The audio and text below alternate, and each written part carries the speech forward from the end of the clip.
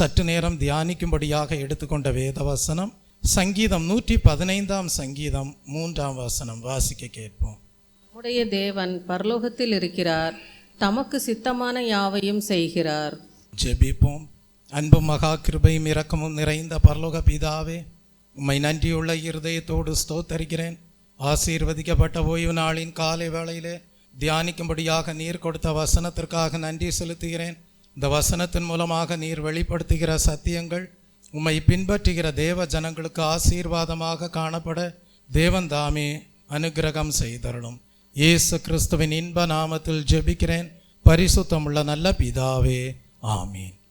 சங்கீதக்காரர் குறிப்பிடுகிறார் இவ்விதமாக, நம்முடைய தேவன் எங்கே இருக்கிறாராம்? பரலோகத்தில் இருக்கிறார், தமக்கு சித்தமான யாவையும் செய்கிறார் என்று குறிப்பிட்டிருப்பதை நாம் படிக்கிறோம். ஏன் நம்முடைய தேவன் என்று சங்கீதக்காரர் குறிப்பிடுகிறார் என்றால், ஆங்கிலத்திலே ட்ரூ காட் என்று சொல்லப்பட்டிருக்கிறது. உண்மையான தேவன். நம்முடைய தேவன் உண்மையான தேவன். அவர் எங்கே இருக்கிறாராம்? பரலோகத்தில் இருக்கிறாராம். ஆகவே அவர் செய்கிற காரியங்கள் எல்லாம் அவருடைய சித்தத்தின்படியே நிறைவேற்றுகிறார் என்று சங்கீதக்காரர் குறிப்பிடுவதை நாம் படிக்கிறோம். சரி, நாம் ஆராதிக்கிற தேவன் உண்மையுள்ள தேவன், பரலோகத்தில் இருக்கிற தேவன் என்று சொல்லும்போது அவரை குறித்து பவுல் அப்போஸ்தலன் எபேசு சபையாருக்கு குறிப்பிடும்போது சொல்லுகிறார்.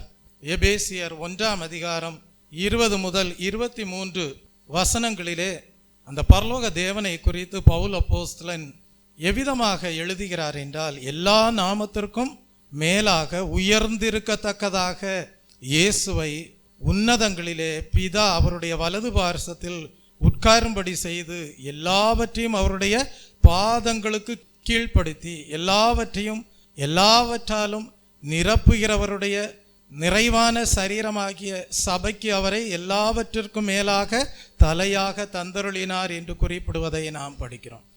அப்போ நம்முடைய தேவன் பரலோகத்தில் இருக்கிறார் என்று சொல்லும்போது அதை வேறு சில வார்த்தைகளில் சொல்ல வேண்டுமானால், உன்னதங்களிலே பரலோக பிதாவின் வலது பார்சத்திலே உட்கார்ந்து இருக்கக்கூடியவராக இருக்கிறார்.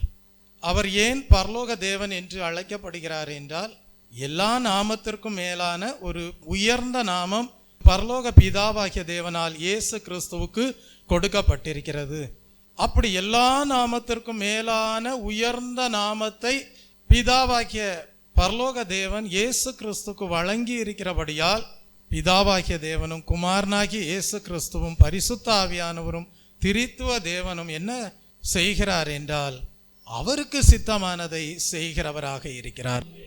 ஆகவே நாம் ஜெபிப்பதிலே தவறு இல்லை. என்னவென்று சொல்லி, தேவனே உம்முடைய சித்தத்தின்படி ஆகட்டும், அப்படி சொல்லி ஜெபிப்பதிலே தவறில்லை. தேவனே நீர் உம்முடைய சித்தத்தின்படி செய்கிற தேவன், உம்முடைய சித்தத்தின்படியே எங்கள் வாழ்க்கையிலே, எங்களுடைய படிப்பிலே, எங்களுடைய ஊழியத்திலே, எங்கள் பிள்ளைகளுடைய திருமண காரியத்திலே, எங்களுடைய எதிர்கால குடும்ப வாழ்க்கையிலே, எங்களுடைய ஆவிக்குரிய வாழ்க்கையிலே சகலமும் உம்முடைய சித்தத்தின்படி ஆகட்டும் என்று சொல்லி ஜெபிக்கிற ஜெபம் மெய்யாகவே வேத வசனத்தின்படி ஜெபிக்கிற ஜெபமாகவே அமைந்திருக்கும். கர்த்தருடைய நாமத்திற்கு மகிமை உண்டாவதாக. தெய்வ பிள்ளையே, அப்படிப்பட்ட தேவனுக்கு நாம் என்ன செய்ய வேண்டுமாம்? மகிமையை செலுத்த வேண்டுமாம். Praise the Lord. நாம் நம்முடைய சுய மகிமையை தேடாமல் நாம் என்ன செய்ய வேண்டுமாம்? அப்படிப்பட்ட பரலோக தேவன் தமக்கு சித்தமானவைகளை எல்லாம் செய்கிறாரே, அந்த உண்மையான பரலோக தேவனுக்கு என்ன செய்ய வேண்டுமாம்?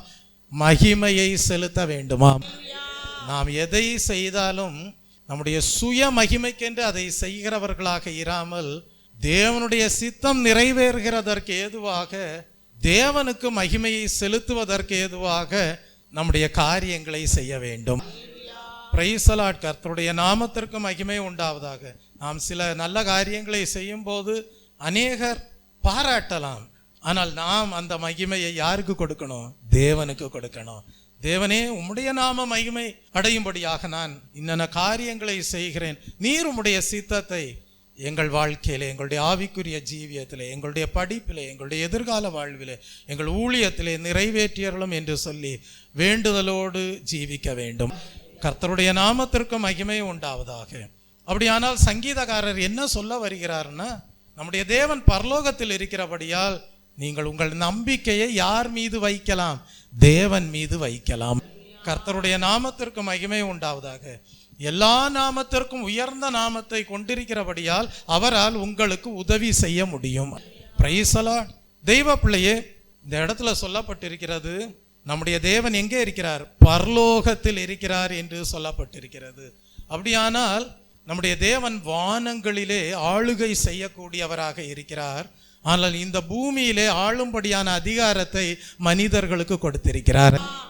அதற்கு உதாரணமாக சொல்ல வேண்டுமானால், ஏதேன் தோட்டத்திலே மனிதனை தேவன் சிருஷ்டித்து வைத்த வேளையிலே மனிதனை பார்த்து என்ன சொன்னார்?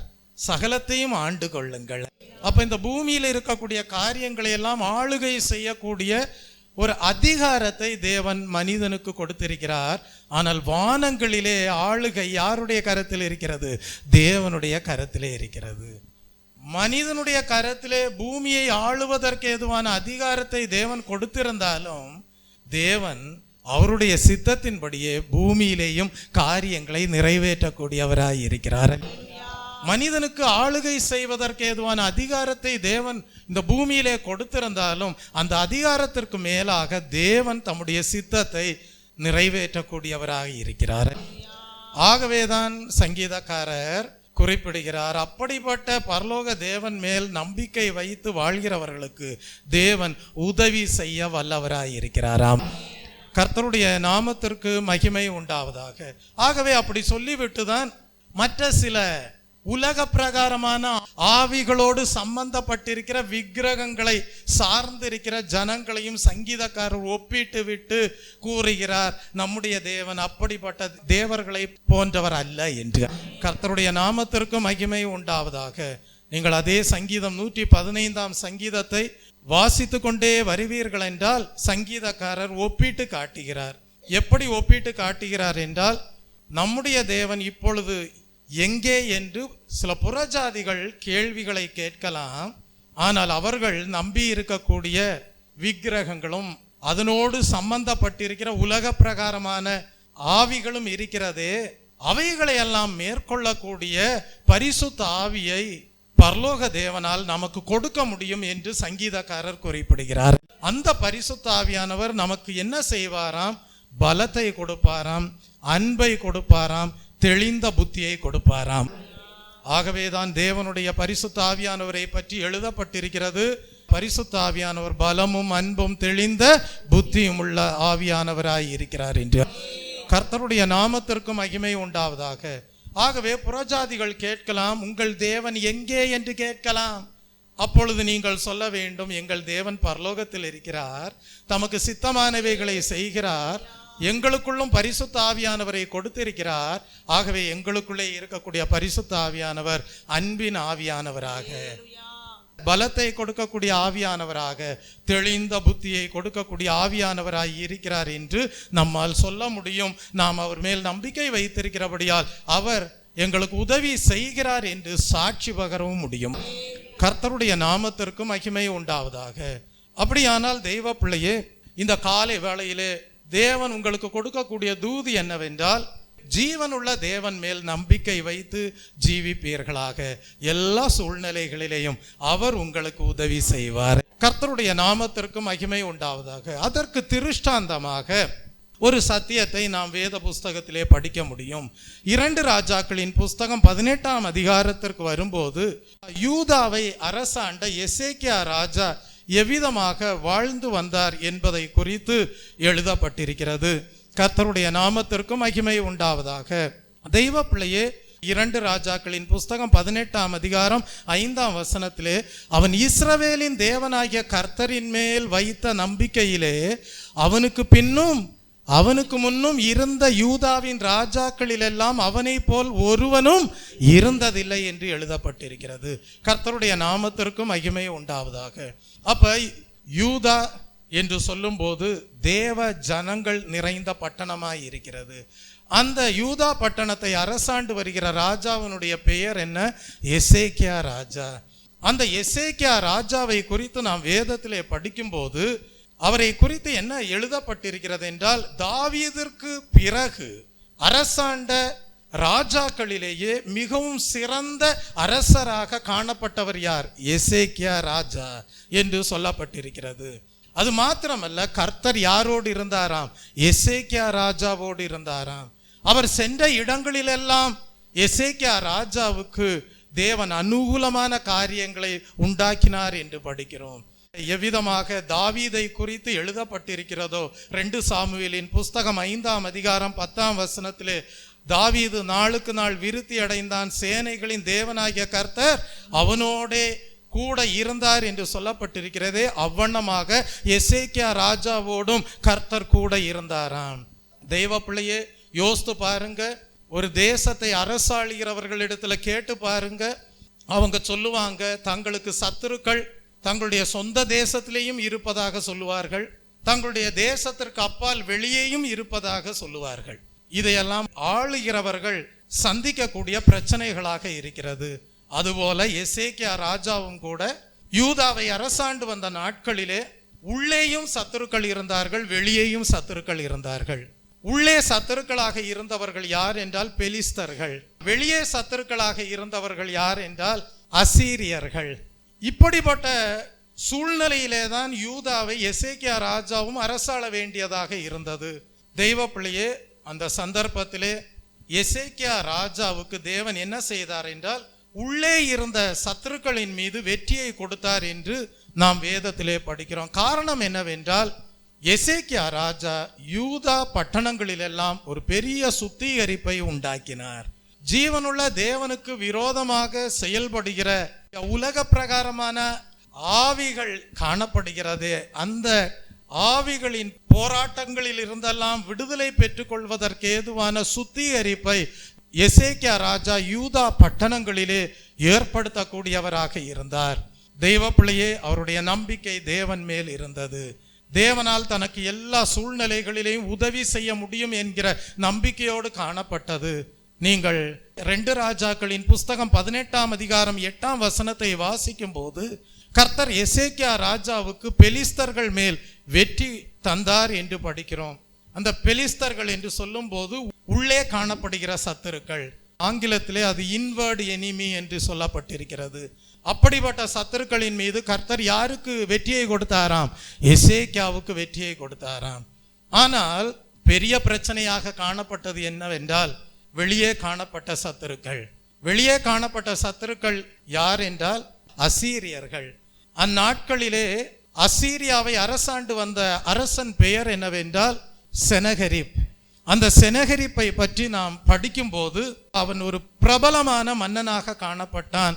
நீங்கள் ராஜாக்களின் சரித்திரத்தை படிப்பீர்கள் என்றால் எத்தனையோ பிரபலமான மன்னர்கள் ஆளுகை செய்திருக்கிறார்கள். அதிலே சிலர் தேவனை மதித்திருக்கிறார்கள், ஆனால் சிலர் தேவனுக்கு விரோதமாக செயல்பட்டிருக்கிறார்கள். அசீரியாவை அரசாண்ட சனகரிப் மன்னன் எவ்விதமாக காணப்பட்டான் என்றால், ஜீவனுள்ள பரலோக தேவனை மதிக்காதவனாக, ஜீவனுள்ள தேவனுக்கு விரோதியாக காணப்பட்ட மன்னனாக இருந்தவன் தான் அசீரியாவை அரசாண்ட சனகரிப். அந்த சனகரிப்புக்குள்ளாக இருந்த ஒரு மனமேட்டிமை எப்படிப்பட்டதாய் இருந்தது என்றால், அந்த புறஜாதியார் கேட்பார்களே, உங்கள் தேவன் எங்கே என்று. அப்படிப்பட்ட ஒரு மனமேட்டிமை உடையவனாக தான் அந்த அசீரியரை அரசாண்ட செனகரிப்பும் காணப்பட்டான். செனகரிப் என்கிற வார்த்தைக்கு அர்த்தம் என்ன தெரியுமா? சேனைகளை ஜெயிப்பவன். ஆனால் எத்தனையோ சேனைகளை ஜெயித்தாலும் கூட கர்த்தருடைய சேனையை ஜெயிக்க முடியுமா என்று ஒரு கேள்வி எழும்பும் போதுதான் மனமேட்டிமை அடைந்து உங்கள் பரலோக தேவன் எங்கே என்று கேட்கிறவர்களுக்கு தேவன் என்ன செய்கிறார் என்றால் விளங்க பண்ணுகிறார். தாம் சர்வ வல்லமையுள்ள தேவன் என்றும் பரலோகத்தில் இருக்கிற தாம் தமக்கு சித்தமானவைகளை செய்கிறவர் என்பதையும் விளங்க பண்ணுகிறார். கர்த்தருடைய நாமத்திற்கு மகிமை உண்டாவதாக. அசீரியரை அரசாண்ட சனகரிப் என்ன செய்கிறான் என்றால், சமாரியா இஸ்ரவேல் பட்டணங்களை எல்லாம் பிடித்து கொண்டே வருகிறான். என்றாலும் வேதம் சொல்லுகிறது, எசேக்கியா ராஜா எந்த விதத்திலும் அந்த சனகரிப்புக்கு இணக்கமாக செல்லவில்லை என்று நாம் வேதத்திலே படிக்கிறோம். இது சரிதானா என்று ஒரு கேள்வி எழும்புகிறது. தேசத்தை ஆளுகிறவர்களிடத்துல நீங்க கேட்டா சொல்லுவாங்க, எங்கள் தேசத்திற்கு வெளியே எங்களுக்கு எதிராளிகளாக இருக்கிறவர்கள் காணப்படுகிறார்கள் என்று சொல்வார்கள். ஆனால் எப்பொழுதுமே அவர்கள் எதிராளிகளாக இருப்பதனால அவங்களோடு இணங்காமல் போக வேண்டும் என்று இருக்கிறதா என்று ஒரு கேள்வி எழும்புகிறது. தங்களுடைய தேசத்தை ஆளுகிறவர்கள் தங்களுடைய தைரியத்தை வெளிப்படுத்தலாம், அது தவறல்ல. தங்களுடைய வீரத்தன்மையை வெளிப்படுத்தலாம், அது தவறல்ல. தங்கள் தேசத்தை ஆள்கிறவர்கள் தெய்வீக ரீதியாக பாராட்டப்படத்தக்கவர்களாக காணப்படலாம், அதெல்லாம் தவறல்ல. ஆனால் எப்பொழுதுமே தங்களுக்கு எதிராளிகளாக இருக்கிறவர்களோடு இணக்கம் இல்லாமல் காணப்பட வேண்டும் என்று இருக்கிறதா என்று ஒரு கேள்வி எழும்பும் போது இந்த இடத்திலே தான் எசேக்கியா ராஜா ஒரு தவறு செய்ததை நாம் அறிந்து கொள்கிறோம். தன்னுடைய வீர தன்மையையும் தன்னுடைய தெய்வீக நம்பிக்கையையும் விளங்க பண்ணக்கூடியவராக எசேக்கியா ராஜா காணப்பட்டாலும் அதற்காக வெளியே காணப்படுகிற எதிராளிகளோடு எப்பொழுதுமே ஒரு மோதல் போக்கோடு செயல்பட வேண்டும் என்று தேவன் எதிர்பார்க்கவில்லை. அந்த இடத்திலே தான் எசேக்கியா ராஜா தோல்வி அடையக்கூடியவராக இருந்தார். அவர் என்ன செய்தார் என்றால் எகிப்தியரிடம் தன்னுடைய நம்பகத்தன்மையை வைப்பதை பார்க்கிறோம். எகிப்தியர் உதவி செய்யக்கூடியவராக இருப்பார் என்கிற ஒரு எண்ணத்திற்குள் கடந்து வருவதை பார்க்கிறோம். அந்த எண்ணத்திற்குள்ளாக கடந்து வந்தபடியினால் அசீரியாவை அரசாண்டு வந்த சனகரிப்போடு எந்த விதத்திலும் இணக்கத்தோடு செல்லாது இருந்ததை நாம் வேதத்திலே படிக்கிறோம். இதை யார் அறிந்து கொண்டார் என்றால் அசீரியரை அரசாண்ட சனகரிப் அறிந்து கொண்டான். ஆகவே ஒரு கேள்வி எழுப்புகிறான், உன் நம்பிக்கை என்ன என்று கேட்கிறான். என்னை எதிர்க்கக்கூடிய அளவிற்கு உனக்கு நம்பிக்கையாக இருக்கிற காரியம் என்ன என்று கேட்கிறான். நல்லா பாருங்க, உண்மையாகவே எசேக்கியா ராஜா தேவன் மேல முழு இருதயத்தோடு நம்பிக்கை வச்ச அனுபவத்துல இருந்திருந்தா கூட அந்த அசீரிய ராஜாவாகிய சனகரிப்புக்கு கோபம் வந்திருக்காது. ஆனால் எகிப்தியரிடம் உதவி தனக்கு கிடைக்கும் என்கிற சிந்தையோடு காணப்பட்ட வேளையிலே இதை அறிந்த அசீரியரை அரசாண்ட சனகரிப் என்ன சொல்லுகிறான் தெரியுமா? எசேக்கியா ராஜா உண்மையாகவே தேவன் மேலையா நம்பிக்கை வச்சிருக்கிறாரு? அப்படியெல்லாம் ஒண்ணும் கிடையாது, அதெல்லாம் சும்மா வாய் பேச்சுதான். உண்மையாகவே யூதாவை அரசாளுகிற எசேக்கியா ராஜாவுக்கு தேவன் மேல எல்லாம் முழு நம்பிக்கையும் கிடையாது. அவர் நம்பி இருக்கிறது யார? எகிப்திய ராஜாவை தான் நம்பி இருக்கிறார் என்று குறிப்பிடுவதை நாம் வேதத்திலே படிக்கிறோம்.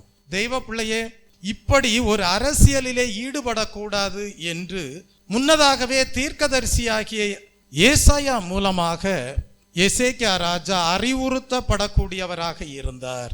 ஏசாயா தீர்க்கதரிசியின் புஸ்தகம் 20ஆம் அதிகாரத்தையும் ஏசாயா தீர்க்கதரிசியின் புஸ்தகம் 30ஆம் அதிகாரம் 1 முதல் 7 வசனங்களையும் நீங்கள் வாசித்து பார்ப்பீர்கள் என்றால் எசேக்கியா ராஜா யாரிடத்தில் உதவி கேட்கக்கூடியவராக இருந்தார் என்பதை எழுதப்பட்டிருக்கிறது என்றால் எகிப்தியரிடம் உதவி கேட்கக்கூடியவராக இருந்தார் என்று சொல்லப்பட்டிருக்கிறது.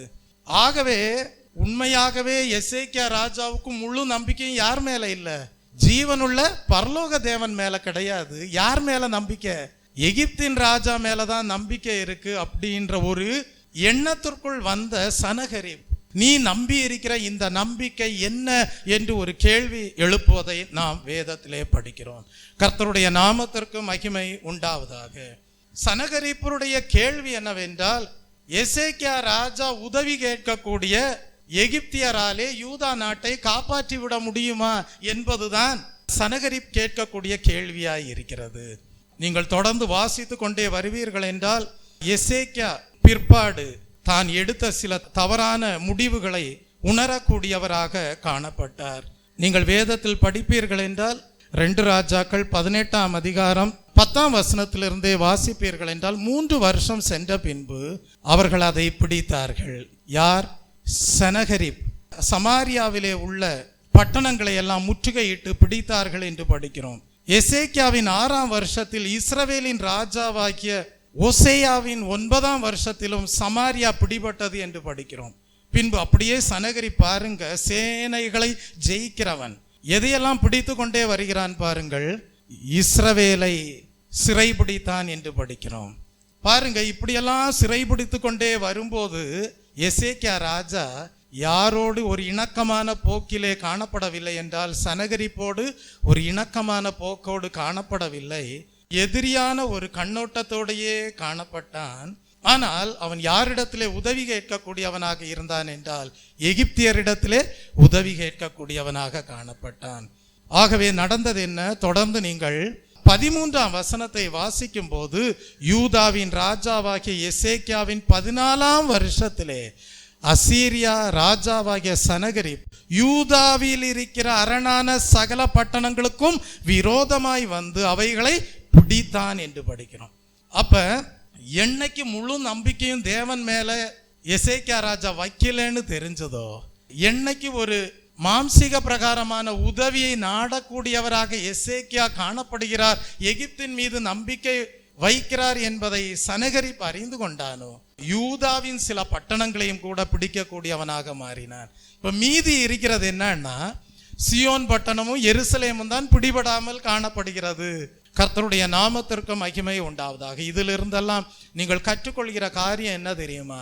தேவன் மேல் நம்பிக்கை வைத்திருக்கிறோம் என்று சொல்லுகிற தேவ ஜனங்கள் எப்பொழுதும் முழுமையாக தேவன் மேல நம்பிக்கை வைத்தே வாழ வேண்டும். சிலர் எதிராளிகளாய் இருந்தாலும் கூட அவங்களிடத்துல ஒரு எதிரியான ஒரு போக்கோடு நீங்கள் காணப்பட வேண்டும் என்று தேவன் எதிர்பார்க்கவில்லை. அவர்கள் சத்துருக்களாய் இருக்கலாம், விரோதிகளாய் இருக்கலாம். ஆனால் நீங்கள் அவர்களுக்கு எதிராகவே செயல்படும் விதத்தில் வேறு சிலரை சார்ந்து கொண்டு உதவி கேட்கக்கூடிய நிலையிலே காணப்படக்கூடாது. கர்த்தருடைய நாமத்திற்கு மகிமை உண்டாவதாக. அதை அறிந்து கொள்கிற சத்துருக்கள் விளங்கிக் கொள்வார்கள், உங்கள் முழு நம்பிக்கையும் யார் மீது இல்லை, தேவன் மேலே இல்லை என்றதை விளங்கிக் கொள்வார்கள். அதனால் உங்களுக்கு வருகிற நஷ்டம் மிக பெரிய நஷ்டமாக காணப்படும். அப்படிதான் எசேக்கியா ராஜாவுக்கு நஷ்டம் உண்டானது. தான் அரசாளுகிற யூதாவின் பட்டணங்களிலே சில பட்டணங்களையும் கூட சனகரிப் பிடித்து கொள்ளக்கூடியவனாக இருந்தான் என்று படிக்கிறோம்.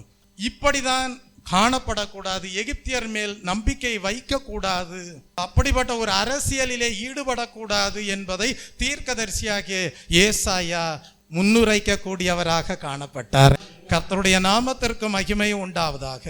தான் எடுத்த முடிவு தவறானது என்பதை எசேக்கியா ராஜா அறிந்தபோது என்ன செய்கிறார்? ஒரு காம்ப்ரமைஸுக்குள்ளாக வருகிறார். சனகரிப்போடு இணக்கமாக போவதை நாம் படிக்கிறோம். அப்படி இணக்கமாக காம்ப்ரமைஸ் செய்து கொண்ட வேளையிலே என்ன நடந்தது? சனகரிப் சில காரியங்களை டிமாண்ட் பண்ணுவதை பார்க்கிறோம். அப்படி டிமாண்ட் பண்ணின காரியம் என்ன? வாசியுங்கள். 14ஆம் வசனத்திலே சொல்லப்பட்டிருக்கிறது, அப்பொழுது யூதாவின் ராஜா எசேக்கியா லாகீசில் உள்ள அசீரிய ராஜாவுக்கு ஆள் அனுப்பி, அசீரியா ராஜாவுக்கு ஆள் அனுப்பி, நான் குற்றம் செய்தேன். என்ன சொல்றாரு? நான் குற்றம் செய்தேன், என்னை விட்டு திரும்பி போ, என்னுடைய தேசத்தை விட்டு திரும்பி போம், நீ என் மேல் சுமத்துவதை சுமப்பேன் என்று சொன்னான். பாருங்க, இப்ப பாருங்க, நீர் என் மேல் சுமத்துவதை சுமப்பேன் என்று சொன்னான்.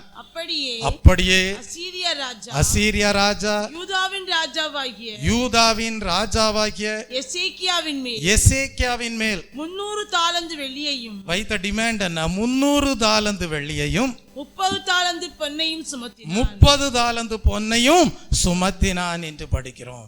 சரி, இப்படி டிமாண்ட் பண்ண வேளையில அசீரியா ராஜாவுக்கு எசேக்கியா என்ன செஞ்சிட்டாரு?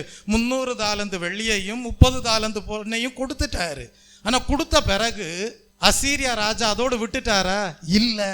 மறுபடியும் என்ன செய்யறாரு? யூதாவுக்கு விரோதமாக இன்னும் பிடிக்க வேண்டிய பட்டணம் எது? எருசலேமோ சியோனோ. அதை பிடிக்கணும்னு சொல்லி என்ன செய்யறாரு? முன்னேறுவதை நம்ம படிக்கிறோம். பொதுவாக சொல்லுவாங்க தெரியுமா, பூனையை அடிக்கிறதுக்கு கருவாட்டை துண்டா வீசி போட்டா அது கருவாட்டை தின்னுட்டு மறுபடியும் என்ன செய்யும்? திரும்பவும் கருவாடு வேணும், திருப்பி வரும். அப்படிப்பட்ட நிலைக்குள்ளாக ஆகி போனார் எசேக்கியா ராஜா.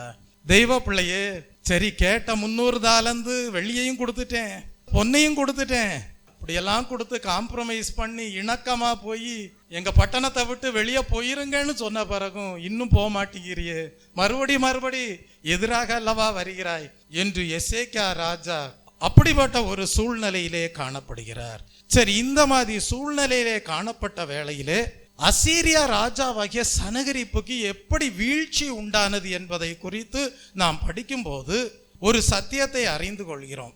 சனகரிப் தவறாக விளங்கி கொண்டார். அது என்னவென்றால், எகிப்தின் ராஜாவினிடத்தில் எசேக்கியா ராஜா உதவி கேட்டபடியினால எசேக்கியா ராஜா ஏதோ ஜீவனுள்ள தேவனுக்கு விரோதமாக ஒரு குற்றம் செய்ததாக தவறாக நினைத்து கொண்டார் சனகரிப். ஆகவே சனகரிப் தவறாக என்ன நினைத்தார் என்றால், எசேக்கியா ராஜாவுக்கு விரோதமாக கர்த்தர் காணப்படுகிறார் என்கிற ஒரு எண்ணத்திற்குள்ளாக சனகரிப் வந்தபோதுதான் என்ன சொல்லுகிறார் என்றால், நான் உனக்கு 2000 குதிரைகள் தருகிறேன். எத்தனை குதிரை?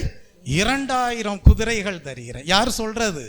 சத்ருவாகிய சனகரிப் யூதாவை முழுவதுமாக பிடிக்கும்படியாக எண்ணுகிற சனகரிப் சொல்லுகிறான், நீ எதற்காக எகிப்தின் மேல நம்பிக்கை வைக்கிற? எகிப்தியரிடத்துல எதற்கு உதவி கேட்டு போகிறாய்? எந்த பட்டணங்களின் தேவர்களும் சனகரிப்பை என்ன செஞ்சதில்லை, மேற்கொண்டதே கிடையாது. சனகரிப் தன்னுடைய 3 ஆட்களை அனுப்புகிறான். யாரிடத்திலே என்றால் எசேக்கியா ராஜாவினிடத்திலே. அந்த 3 ஆட்களுடைய பெயர் என்ன என்று வேதாகமத்திலே எழுதப்பட்டிருக்கிறது. முதல் ஆளுடைய பெயர் என்னவென்றால் தர்தான், அவன்தான் சுப்ரீம் கமாண்டர். இரண்டாவதாக அசீரியா ராஜாவினுடைய ஆள் பெயர் என்னவென்றால் ரப்சாரீம், அவர்தான் சீஃப் ஆபீசர்.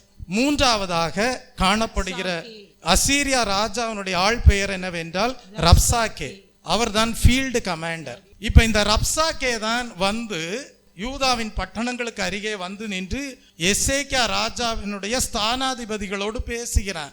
உங்க ராஜா எசேக்கியா ராஜா சும்மா கடவுள் மேல முழு நம்பிக்கை வச்சிருக்கிறேன்னு சொல்றதெல்லாம் சும்மா, அதெல்லாம் வாய் பேச்சு தான். அவர் யார்கிட்ட உதவி கேட்டிருக்காரு? எகிப்தியரிடத்துல போய் உதவி கேட்டுக்கிட்டு இருக்கிறாரு. இந்த பூமியில் உள்ள எந்த தேவர்களும் எங்க ராஜாவாகிய சனகரிப்பை என்ன செஞ்சதில்லை, மேற்கொண்டதே கிடையாது. அப்படி இருக்க நீங்கள் ஜீவனுள்ள தேவன் மேல நம்பிக்கை வச்சிருக்கேன்னு சொல்றீங்களே, அவர் எப்படி உங்களை என்ன செய்ய முடியும், சனகரிப்புடைய கையிலிருந்து காப்பாற்ற முடியும்? அதான் நீ நம்பி இருக்கிற இந்த நம்பிக்கை என்ன என்று ஒரு கேள்வி கேட்பதை படிக்கிறோம். நீங்கள் 20ஆம் வசனத்திலிருந்து 22ஆம் வசனம் வரைக்கும் வாசித்து பாருங்கள். யாராகிலும் ஒருவர் வாசியுங்கள். யுத்தத்திற்கு மந்திராலோசனையும் வல்லமையும் உண்டென்று நீ சொல்லுகிறாயே, அது வாய்ப்பேச்சை அன்றி வேறல்ல. நீ என்னை விரோதிக்கும்படி யார் மேல் நம்பிக்கை வைத்திருக்கிறாய்? யார் மேல நம்பிக்கை வச்சிருக்க? நல்லா பாருங்க, நீ என்னை விரோதிக்கும்படி யார் மேல் நம்பிக்கை வைத்திருக்கிறாய் என்று கேட்பதை நாம் படிக்கிறோம். அப்ப தெய்வ பிள்ளையே, இதுல இருந்து நாம் முதலாவது படிக்க வேண்டிய சத்தியம் என்னவென்றால், நமக்கு உள்ளே எதிராளிகள் இருக்கலாம், வெளியே எதிராளிகளாய் இருக்கலாம். அவர்கள் மீதெல்லாம் நமக்கு ஜெயம் கொடுக்க தேவன் வல்லவராய் இருக்கிறார். நம்முடைய தேவன் எங்கே என்று புறஜாதிகள் கேட்கலாம், ஆனால் நம்முடைய தேவன் எங்கே இருக்கிறார்? பரலோகத்தில் இருக்கிறார். தமக்கு சித்தமானவைகளை எல்லாம் செய்கிறார். தேவ ஜனங்களுக்கு தேவன் வெற்றியை கொடுக்க வல்லவராய் இருக்கிறார். ஆனா நம்ம என்ன செய்யக்கூடாது அப்படின்னா, தேவன் மேல முழு நம்பிக்கையும் வைக்காத நிலையில தவறான ஒரு உதவியை நாடுகிறவர்களாக இருக்கக்கூடாது. அதை சத்ருவானவன் அறிந்து கொள்ளும் போதுதான் விளங்கிக் கொள்வான், இவர்களுக்கு தேவன் துணையாக இல்லை போலும். ஆகவேதான் தேவையில்லாத சிலரிடம் என்ன கேட்கிறார்கள், உதவி கேட்கிறார்கள் என்பதை விளங்கி கொள்ளக்கூடியவர்களாக இருப்பார்கள். இதை தான் முதலாவது சத்தியமாக நாம் எசேக்கியா ராஜாவினுடைய வாழ்க்கையிலிருந்து கற்றுக்கொள்கிறோம். இந்த நாளிலே ஆராய்ந்து பாருங்கள், உங்கள் விசுவாசம் எந்த விதத்தில் இருக்கிறது? விசுவாசம் என்பது எப்படிப்பட்டது? நம்பிக்கையின் உறுதியாக காணப்படுகிறது. நீங்கள் ஒரு விசுவாச கப்பலாக இருக்கிறீர்கள். நடு சமுத்திரத்திலே கப்பல் நின்று கொண்டிருக்கும் போது அது மூழ்காதபடி காணப்பட வேண்டுமானால் அதனுடைய நங்கூரம் சரியாக காணப்பட வேண்டும். ஒரு கட்டடம் நிலையாக நிற்க வேண்டுமானால் அதற்கு சரியான அஸ்திபாரம் வேண்டும். அப்ப நம்முடைய வாழ்க்கை, விசுவாச வாழ்க்கை என்பது நம்பிக்கையின் உறுதியாக நங்கூரத்தை போல காணப்பட வேண்டும், சரியான அஸ்திபாரத்தோடு காணப்பட வேண்டும். நாங்கள் முழு நம்பிக்கையை யார் மீது வைத்து வாழ்கிறோம்? தேவன் மேல் வைத்து வாழ்கிறோம் என்கிற திட நம்பிக்கையோடும் விசுவாசத்தில் பலன் கொண்டு காணப்பட வேண்டும்.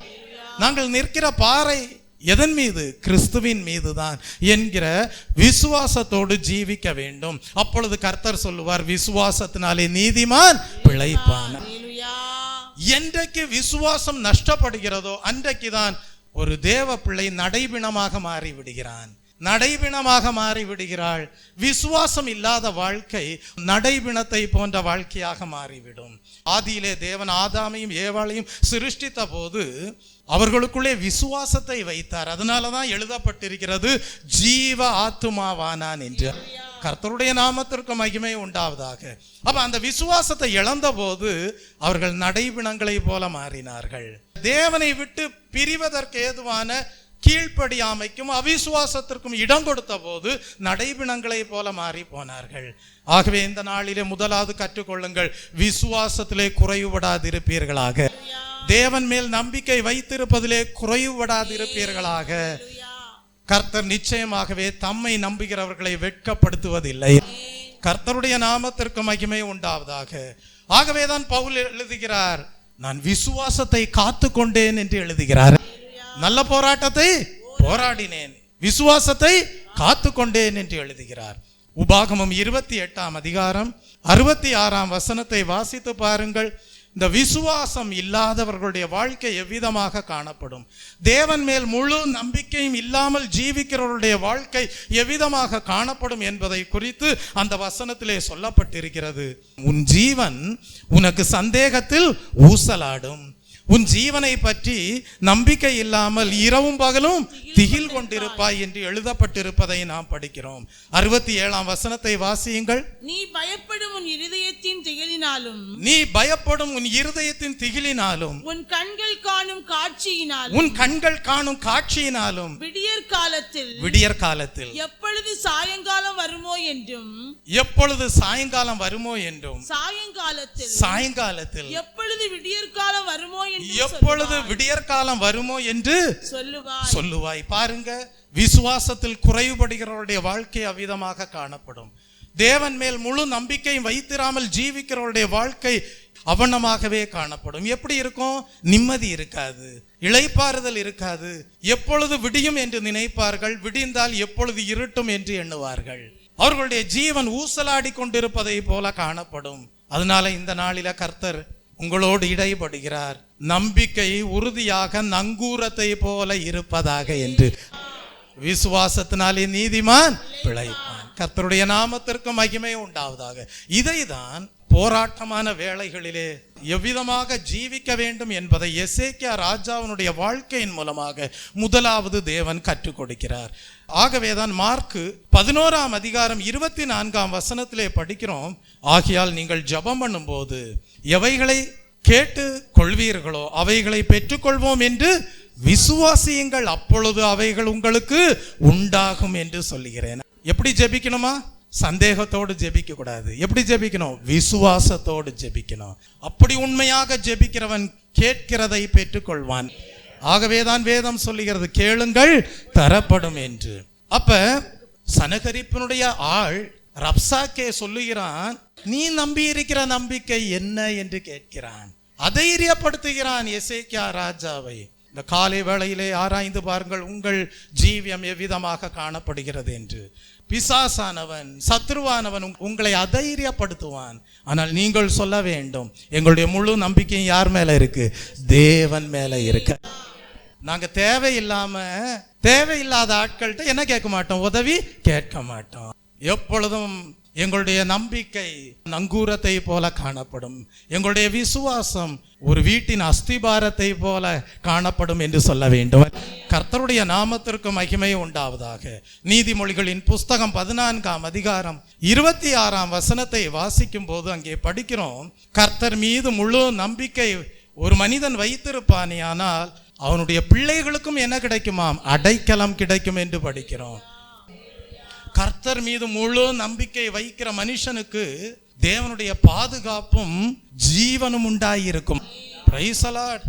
நீதிமொழிகள் 10ஆம் அதிகாரம் 27ஆம் வசனத்தை வாசியுங்கள்.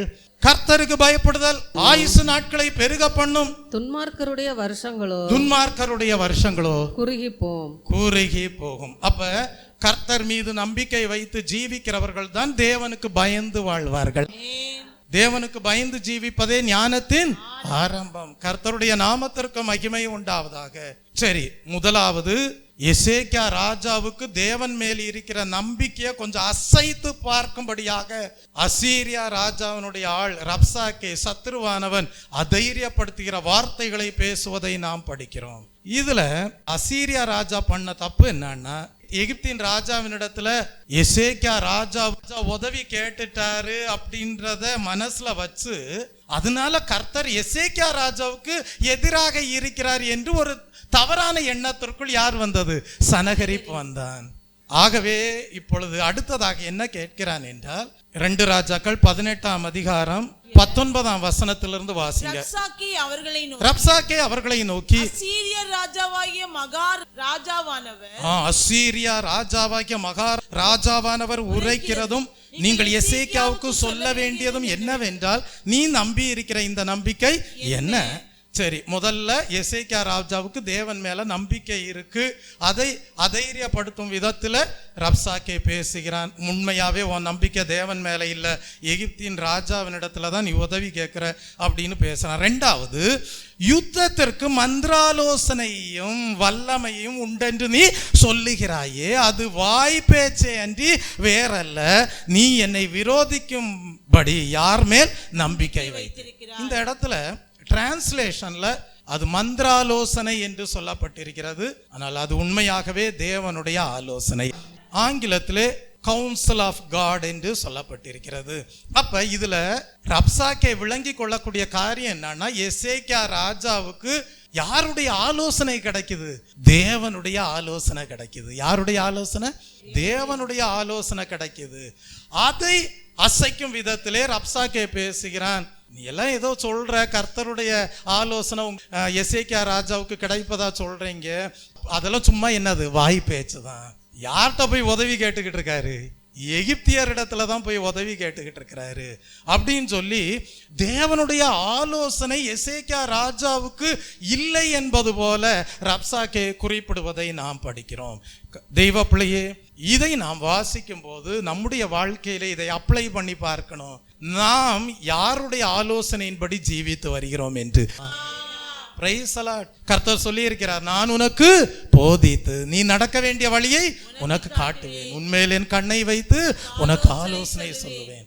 அப்ப எவ்வளவு போராட்டங்கள் இருந்தாலும் நம்ம வேத வசனத்திலே காணப்படுகிற தெய்வீக ஆலோசனையின்படி ஜீவிப்போமே ஆனால் எந்த சத்துருவின் வல்லமையும் நம்ம என்ன செய்யாது? மேற்கொள்ளாது. கர்த்தருடைய நாமத்திற்கு மகிமை உண்டாவதாக. அப்ப நம்முடைய ஜீவிய காலம் முழுவதும் நாம் எவ்விதமாக வாழ வேண்டும் என்றால், நமக்கு தேவனுடைய ஆலோசனை உண்டாயிருக்கிறது என்கிற அனுபவத்தோடையே காணப்பட வேண்டும். Price the Lord. லவோதேக்கியா சபையாருக்கு பரிசுத்த ஆவியானவர் மூலமாக தேவன் என்ன கொடுத்தார்? ஆலோசனை கொடுத்தார். என்ன சொன்னார்? புடமிட போட்ட பொன்னை வாங்கி கொள் என்று சொன்னார். உடுத்தி கொள்ள வெண் வஸ்திரத்தை பெற்றுக்கொள் என்று சொன்னார். கண்களுக்கு கலிக்கத்தை போட்டுக்கொள் என்று சொன்னார். இன்றைக்கும் பரிசுத்த ஆவியானவர் மூலமாக தேவ ஜனங்களுக்கு ஆலோசனை கடந்து வருகிறது. அந்த ஆலோசனைகளை நல்ல ஆலோசனைகளாக ஏற்றுக்கொண்டு நடைமுறைப்படுத்தி வாழும் போது சத்துருவின் வல்லமை உங்களை என்ன செய்யாது? மேற்கொள்ளாது. கர்த்தருடைய நாமத்திற்கு மகிமை உண்டாவதாக. பழைய ஏற்பாட்டின் காலத்திலே ஆலோசனை எதன் மூலமாக கிடைத்தது? ஊரீம் தும்மீம் மூலமாக ஆலோசனைகள் கடந்து வந்தது. ஊரீம் தும்மீம் யாரிடத்தில் இருந்தது? மாம்ச பந்தங்கள் மீது பற்றில்லாத பிரதிஷ்டையுள்ள லேவியரிடத்தில் இருந்தது. அப்ப அந்த தேவனுடைய ஆலோசனையை கேட்க யாரிடத்தில் வந்தார்கள்? ஆசாரியனிடத்தில் வந்தார்கள். அப்ப பரிசுத்த ஆவியானவர் மூலமாகவும் தேவன் ஆலோசனை கொடுப்பார், ஆசாரியர்கள் மூலமாகவும் தேவன் என்ன கொடுக்கிறார்? ஆலோசனை கொடுக்கிறார். ஆகவே ஆசாரியர்கள் தங்களுடைய பிரதிஷ்டையில் உள்ள வாழ்க்கையை என்ன செய்ய வேண்டும்? பாதுகாத்து கொள்ள வேண்டும். அடுத்ததாக தேவனுடைய ஆலோசனை எவ்விதமாக கடந்து வருகிறது? தீர்க்கதரிசிகள் மூலமாக கடந்து வரும். ஆகவேதான் எபிரேய நிருபக்காரர் எழுதுகிறார், பூர்வ காலத்தில் பங்கு பங்காகவும் வகை வகையாகவும் பிதாக்களுக்கு தீர்க்கதரிசிகள் மூலமாய் திருவளம் பற்றின தேவன் என்று எழுதப்பட்டிருக்கிறது. கர்த்தருடைய நாமத்திற்கு மகிமை உண்டாவதாக. ஒரு சந்தர்ப்பத்தில் எரேமியா தீர்க்கதரிசி ஒரு எண்ணம் கொள்ளுகிறார். என்ன எண்ணம் தெரியுமா? நான் ஒரு நிலம் வாங்க போகிறேன். என்னது? நான் ஒரு நிலம் வாங்க போகிறேன், ஆனதோத்தில் இருக்கக்கூடிய ஒரு நிலத்தை வாங்க போகிறேன் அப்படின்னு சொல்லி அவர் மனசுல ஒரு எண்ணத்தை நினைவு கூறக்கூடியவராக தான் எரேமியா தீர்க்கதரிசி காணப்படுகிறார். அந்த எண்ணம் நிறைவேறினதா என்றால் நிறைவேறினது. எப்படி நிறைவேறினது? அதை உறுதிப்படுத்தும் விதம் தேவன் ஒரு தீர்க்கதரிசியை எரேமியாவினிடம் அனுப்பினார். கர்த்தருடைய நாமத்திற்கு மகிமை உண்டாவதாக. நீங்கள் வாசித்து பார்க்கலாம். எரேமியா தீர்க்கதரிசியின் புஸ்தகம் 32ஆம் அதிகாரம் 6-7 வசனங்களை வாசிப்பீர்கள் என்றால், எரேமியா தீர்க்கதரிசிக்கு ஆனதோத்தில் இருக்கிற ஒரு நிலம் வாங்க வேண்டும் என்கிற எண்ணம் மனதிலே வந்தபோது, ஆனால் அதை அவர் வெளியே சொல்லாமல் இருந்தார். கர்த்தர் என்ன செய்தார்? அதை வாங்கும்படியாக உறுதிப்படுத்தும் விதமாக ஒரு தீர்க்கதரிசியை அனுப்பினதை நாம் வேதத்திலே படிக்கிறோம். அப்ப இருதயத்திலே இருந்த எண்ணம் நிறைவேறும்படியாக எரேமியா தீர்க்கதரிசிக்கு தேவன் ஆலோசனையை யார் மூலமாக கொடுத்தார்? தீர்க்கதரிசி மூலமாக கொடுத்தார். இந்த நாளிலேயும் ஜெபியுங்கள்.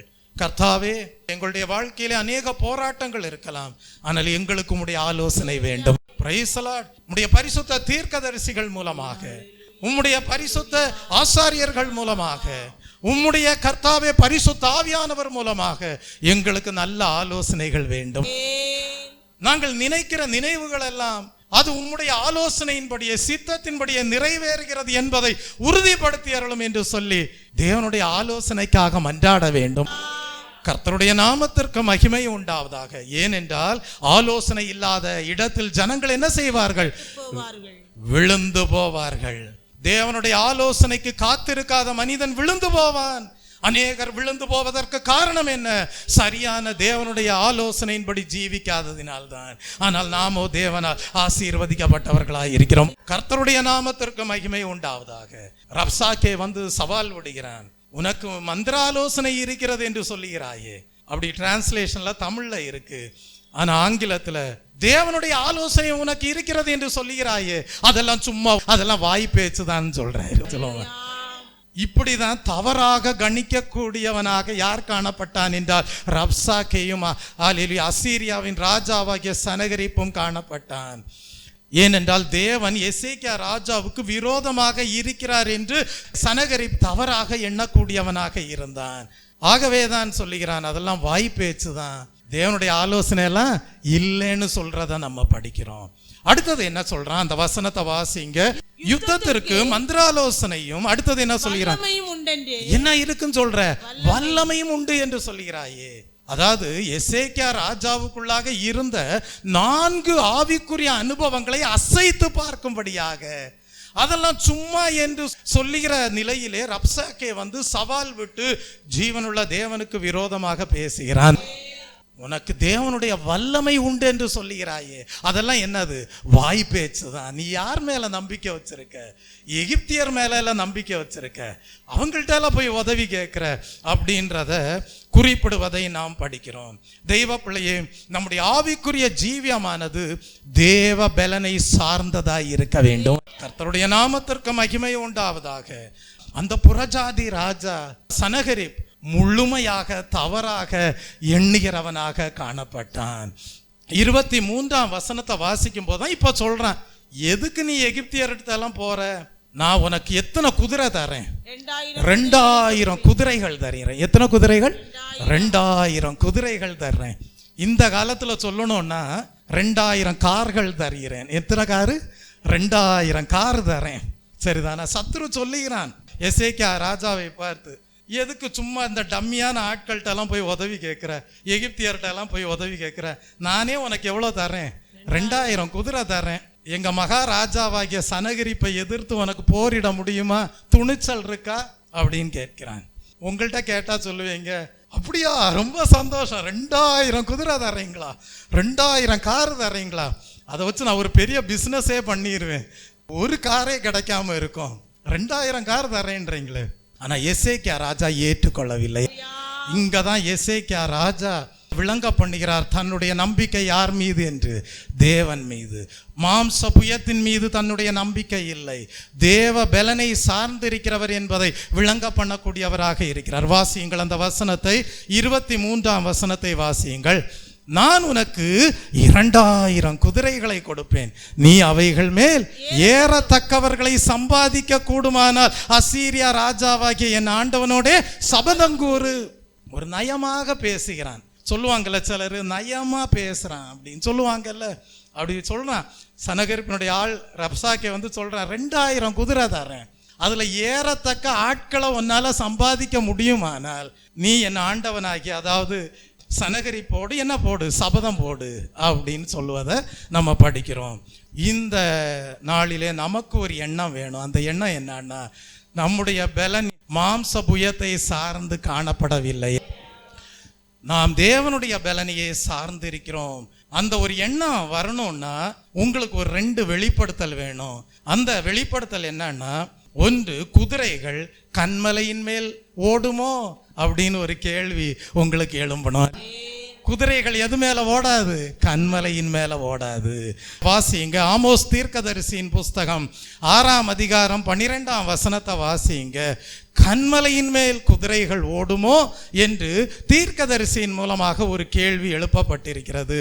அப்ப நீங்க சொல்லணும், எங்க நம்பிக்கை எல்லாம் குதிரைகள் மேல இல்லை, எங்களுடைய நம்பிக்கை எல்லாம் மாம்ச புயத்தின் மீது அல்ல, எங்கள் முழு நம்பிக்கையும் யார் மீது இருக்கிறது? தேவன் மேல இருக்கு. நாங்கள் யாருடைய பலத்திலே சார்ந்து இருக்கிறோம்? தேவனுடைய பலத்திலே சார்ந்து இருக்கிறோம். எங்களுக்கு யாருடைய ஆலோசனைகள் காணப்படுகிறது? தேவனுடைய ஆலோசனைகள் காணப்படுகிறது. வாசியுங்கள் அந்த வசனத்தை. ஆமோஸ் 6ஆம் அதிகாரம் 12ஆம் வசனம். கன்மலையின் மேல் குதிரைகள் ஓடுமா? போதும், கன்மலையின் மேல் குதிரைகள் ஓடும். அப்ப நீங்க சொல்லணும், பயங்கரமான குழியிலிருந்தும் உளையான சேற்றிலிருந்து தேவன் எங்களை தூக்கி எடுத்து எங்களை எங்க நிறுத்தி இருக்கிறார்? கன்மலையின் மேல நிறுத்தி இருக்கிறார். குதிரைகள் எது மேல ஓடாது? கன்மலையின் மேல் ஓடாது. அந்த வெளிப்படுத்தல் இருந்தா நீங்க மாம்ச புயத்தை சார்ந்திராதவர்களாய் இருப்பீர்கள். நாங்கள் தேவனுடைய பலனை சார்ந்து இருக்கிறவர்கள் என்பதை உறுதிப்படுத்தக்கூடியவர்களாக இருப்பீர்கள்.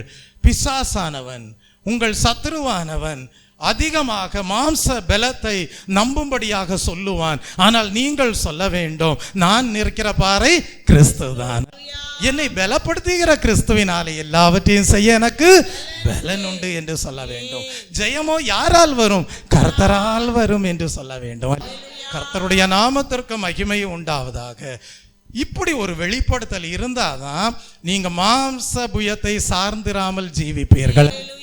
இரண்டாவது ஒரு வெளிப்படுத்தல் வேண்டும். அது என்னவென்றால், எஸ்ரா தீர்க்கதரிசியின் புஸ்தகம் 8ஆம் அதிகாரம் 22, 23 வசனங்களை வாசியுங்கள். அந்த இடத்திலே சொல்லப்பட்டிருக்கிறது, தான் குதிரைகளை கேட்க வெட்கப்பட்டதாக குறிப்பிட்டிருப்பதை படிக்கிறோம். வாசியுங்கள். வழியிலே சத்துருவை விலக்கி எங்களுக்கு துணை செய்யும்படிக்கு நான் ராஜாவினிடத்தில் சேவகரையும் குதிரை வீரரையும் கேட்க வெட்கப்பட்டிருந்தேன். யார் சொல்றது தெரியுமா? வெட்கப்பட்டேன் என்று சொல்றது யார் தெரியுமா? ஒரு வேதபாரகன் சொல்லுகிறான். ராஜா கேட்கிறாரு, உனக்கு சேவர்கள் வேணும்னா தர்றேன், குதிரைகள் வேணும்னா தர்றேன் அப்படின்றாரு வழி பிரயாணத்திற்கு. ஆனா வேதபாரகன் சொல்றான், அதை கேட்க வெட்கப்பட்டேன் என்று சொல்கிறான். இந்த ஒரு வெளிப்படுத்தல் வேணும். இது எந்த சூழ்நிலையில தெரியுமா? பாபிலோன் தேசத்திலே இஸ்ரவேல் ஜனங்கள் சிறைபிடிக்கப்பட்டிருக்கிறார்கள். ஆனால் அர்தசஷ்டா ராஜாவின் நாட்களிலே இரண்டாவது ஒரு டீம் விடுதலையாக்கப்பட்டு பாபிலோன் தேசத்திலிருந்து எங்கே திரும்புகிறார்கள்? எருசலேமுக்கு திரும்புகிற வேளை. முதலாவது டீம் யாருடைய தலைமையிலே எருசலேமுக்கு சென்றது? செருபாபேலின் தலைமையிலே சென்றது. இப்ப இரண்டாவது டீம் யாருடைய தலைமையிலே பாபிலோனிலிருந்து எருசலேமுக்கு செல்ல போகிறது என்றால், எஸ்ரா என்கிற வேதபாரகன் தலைமையிலே செல்ல போகிறது. அந்த டைம்ல அர்தசஷ்டா ராஜா கேட்கிறார், வழி பிரயாணத்துக்கு துணையா இருக்கிறதுக்கு சேவகரை வேணா தர்றேன், குதிரைகளை வேணா தர்றேன் அப்படின்றார். ஏன்னா அந்த வழி பிரயாண பாதையில எல்லாம் யார் இருக்காங்கன்னா திருடர்கள் இருக்கிறார்கள்.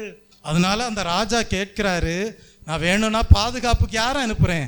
சேவகரை அனுப்புறேன், குதிரைகளை வேணா தர்றேன்னு. ஆனா எஸ்ரா சொல்லுகிறார், நான் அந்த குதிரைகளை எல்லாம் கேட்க வெட்கப்பட்டேன் என்று சொல்லுகிறார். காரணம் என்ன? எஸ்ராவுக்கு ஒரு நம்பிக்கை இருந்தது, தேவனுடைய கரம் அவர் மீது இருப்பதை குறித்த ஒரு நம்பிக்கை இருந்தது. தேவ பலனையே சார்ந்திருக்கக்கூடிய ஒரு அனுபவத்திலே எஸ்ரா காணப்பட்டார். ஆகவே குதிரைகளை கேட்க வெட்கப்பட்டேன் என்று சொல்கிறார். உங்களுடைய ஆவிக்குரிய வாழ்க்கை அவ்விதமாக காணப்பட வேண்டும். எப்பொழுதும் கர்த்தர் உங்களுக்கு துணையாளராய் இருக்கிறார். தேவ பலனையே சார்ந்து ஜீவிக்கிறவர்கள் என்கிற அந்த உன்னதமான நிலையிலே உங்கள் வாழ்க்கையை பாதுகாக்க வேண்டும். கர்த்தருடைய நாமத்திற்கு மகிமை உண்டாவதாக. அப்படிதான் விசுவாசத்துல ஒரு பெரிய ஸ்டெப் எடுத்து எஸ்ரா வைப்பதை நாம் வேதத்திலே படிக்கிறோம். கர்த்தருடைய நாமத்திற்கும் மகிமை உண்டாவதாக. தனக்கும் தன்னுடைய சகோதரர்களுக்கும் தெய்வீக பாதுகாப்பு உண்டு, தேவனுடைய வல்லமை உண்டு. நீண்ட தூர பிரயாணத்திற்கும் இராணுவ உதவியோ குதிரைகளின் உதவியோ வேண்டியதில்லை என்று எஸ்ரா சொல்லுகிறார். கர்த்தருடைய நாமத்திற்கு மகிமை உண்டாவதாக. தெய்வ பிள்ளையே, உங்களுடைய ஆவிக்குரிய ஜீவியம் எவ்விதமாக காணப்பட வேண்டும்?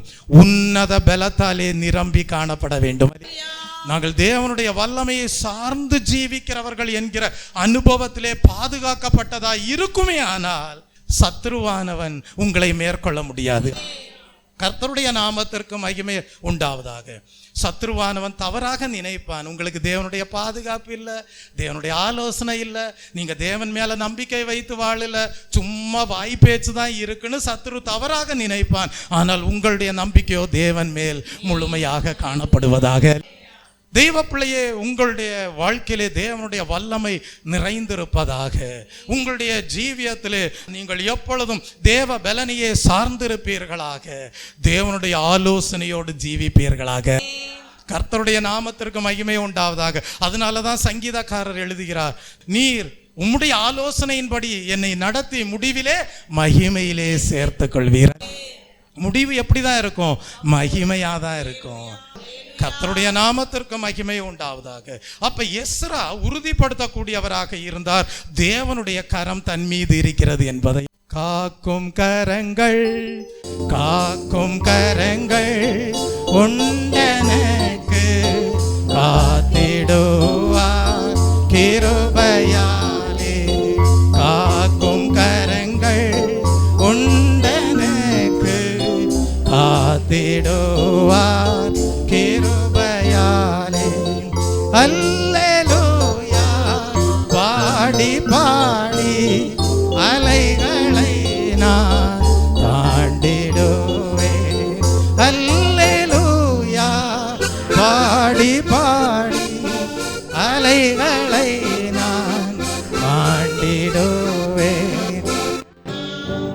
அடுத்ததாக ஒரு நான்காவது ஆவிக்குரிய அனுபவம் எசேக்கியா ராஜாவுக்குள்ளாக இருந்ததை, அதெல்லாம் வெறுமையானது, ஒன்றுமில்லாதது என்று அவமதிக்க கூடியவனாக சனகரிப்புடைய ஆள் ரப்சாக்கே காணப்பட்டான் என்பதை நாம் படிக்கிறோம். வாசியுங்கள் 2 ராஜாக்களின் புஸ்தகம் 18ஆம் அதிகாரம் 23 முதல் 25 வசனங்களை வாசியுங்கள். நான் உனக்கு 2000 குதிரைகளை கொடுப்பேன், நீ அவைகள் மேல் ஏறத்தக்கவர்களை சம்பாதிக்க கூடுமானால் அசீரிய ராஜாவாகிய என் ஆண்டவனுடைய சபதம் கூறாதே போனால் நீ என் ஆண்டவனுடைய ஊழியக்காரர்கள் ஒரே ஒரு சிறிய தலைவனின் முகத்தை எப்படி திருப்புவாய்? ரதங்களோடு குதிரை வீரரும் வருவார்கள் என்று எகிப்தையா நம்புகிறாய்? இப்போதும் கர்த்தருடைய கட்டளை இல்லாமல். நல்லா பாருங்க, இங்கதான் அடுத்த 4வது ஆவிக்குரிய அனுபவத்திற்கு விரோதமாக பேசுவதை நாம் படிக்கிறோம். இப்போதும் கர்த்தருடைய கட்டளை இல்லாமல் இந்த ஸ்தலத்தை அழிக்க வந்தேனோ? இந்த தேசத்திற்கு விரோதமாய் போய் அதை அழித்து போடு என்று கர்த்தர் என்னோடைய சொன்னாரே என்றான். பாருங்க, ஒரு பொய் சொல்றத நம்ம படிக்கிறோம். என்ன பொய் சொல்றான்? நீங்க எந்த ஜீவனுள்ள தேவன் மேல நம்பிக்கை வச்சிருக்கீங்கன்னு சொல்றீங்களோ அந்த தேவன் தான் எனக்கு என்ன கொடுத்திருக்காரு? கட்டளை கொடுத்திருக்கிறாரு. அந்த கட்டளையின்படி தான் உங்க ஸ்தலத்தை நான் அழிக்க வந்திருக்கேன். அந்த கட்டளையின்படி தான் உங்க தேசத்தை நான் என்ன செய்திருக்கேன்? அழிக்க வந்திருக்கேன் அப்படின்னு சொல்லி, எந்த நம்பிக்கையில் அப்படி ரப்சாக்கே சொல்லுகிறான் தெரியுமா? ஏற்கனவே இஸ்ரவேலின் சமாரியா பட்டணங்கள் எல்லாம் பிடிச்சாச்சு, யூதாவின் பிரணான பட்டணத்துல எல்லாம் என்ன செஞ்சாச்சு? பிடிச்சாச்சு. இனி மீதி இருக்கிறது என்ன? எருசலேமும் சீயோனும் தான். அப்ப முன்பு பிடிக்கிறதற்கு காரணமாய் இருந்ததெல்லாம் கடவுளுடைய உதவிதான். அதனால நான் இப்ப நீங்க வாசம் பண்ணிக்கிற நகரத்தையும் அழிக்கும்படியாக கர்த்தருடைய கட்டளையை பெற்றுதான் நான் வந்திருக்கேன்னு சொல்றத நம்ம படிக்கிறோம். இதுல இருந்து ரப்சாக்கே சொல்ல வருவது என்ன? எசேக்கியா ராஜாவுக்கு தேவனுடைய பாதுகாப்பு இல்லை அப்படின்றத குறிப்பிடுவதை நம்ம படிக்கிறோம். இதை கேட்டப்பதான் எசேக்கியா ராஜா, இவன் தேவனுக்கு விரோதமாக பேசுகிறானே என்பதை அறிந்து அவர் என்ன செய்கிறார்? ரெட்டுடுத்தி கொண்டு தேவனுடைய ஆலயத்திற்குள் பிரவேசித்து ஜெபிப்பதை நாம் படிக்கிறோம். ஏசாயா தீர்க்கதரிசியினிடத்திற்கு ஆள் அனுப்பி ரப்சாக்கேயனுடைய விரோதமான பேச்சு எவ்விதமாக இருக்கிறது என்பதை எடுத்து கூறும்படியாக எசேக்கியா ராஜா தன்னுடைய ஸ்தானாதிபதிகளை தீர்க்கதரிசியினிடத்தில் அனுப்புவதை நாம் வேதத்திலே படிக்கிறோம். தெய்வ பிள்ளையே, 35ஆம் வசனத்தை வாசியுங்கள். கர்த்தர் எருசலேமை என் கைக்கு தப்புவிப்பார் என்பதற்கு, கர்த்தர் எருசலேமை என் கைக்கு தப்புவிப்பார் என்பதற்கு, அந்த தேசங்களுடைய எல்லா தேவர்களுக்குள்ளும் தங்கள் தேசத்தை என் கைக்கு தப்புவித்தவர் யார் என்கிறார் என்று சொன்னான். என்கிறார் என்று சொன்னான். அப்ப ரப்சாக்கே சொல்றது என்ன? எங்க ராஜாவாகிய அசீரியரின் ராஜாவாகிய சனகரிப்பு கையில் இருந்து உங்க பட்டணத்தையோ நகரத்தையோ காப்பாத்துறதுக்கு எந்த தேவர்களும் கிடையாது. எங்க ராஜா சனகரிப்பு எல்லாத்தையும் பிடிச்சுக்கிட்டே வர்றாரு. உங்க நகரமாகிய எருசலேமையும் சீயோனையும் அவருடைய கைக்கு யாரால தப்புவிக்க முடியும்? அப்படி தப்புவிக்கத்தக்க எந்த தேவர்களும் இல்லையே.